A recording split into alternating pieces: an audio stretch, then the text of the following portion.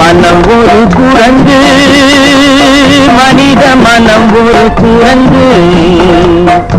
அதை தாவ விட்டால், தப்பி ஓட விட்டால் நம்மை பாவத்தில் ஏற்றிவிடும், அது பாசத்தில் தள்ளிவிடும்.